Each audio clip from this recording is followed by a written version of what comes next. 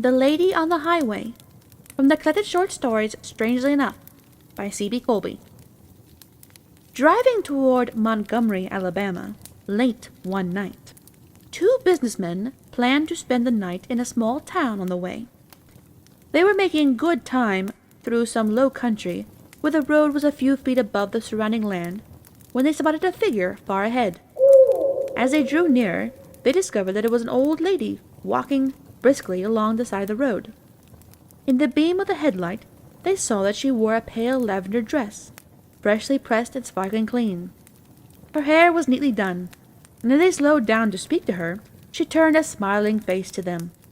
She seemed completely untroubled about walking down a lonely highway in the middle of the night, in an area where snakes and other creatures would make an average woman hesitate to step from a car.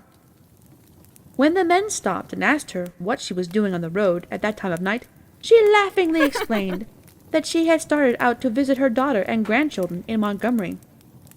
She had hoped, she said, to get a ride for at least part of the way, but no one had offered her a lift, so she had just kept on walking. The two men said they would give her a lift as far as the next town, a 2-hour drive, and she was delighted to accept. She sat in the back seat, and, as they drove through the night, they talked about her daughter and 3 grandchildren, their names, where they lived, the children's school, the usual small talk among strangers. When the subject was exhausted, the men eventually became engrossed in business conversation and forgot about the passenger behind them. When they reached their destination, they stopped to let the elderly lady out. She was gone!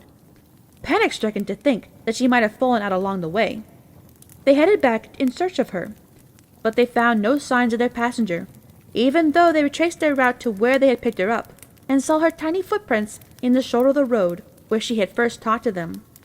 Dismayed and mystified, they drove on to Montgomery to tell her daughter about the accident. After listening to their story in bewilderment, the younger woman pointed to 3 photos on the mantel. Could they identify their passenger? They did, and she agreed that it was her mother. Without a doubt, they had talked to her. Then they went on to describe her dress, and the woman burst into tears as she said that that was the dress her mother had worn when she had last seen her. "When was that?"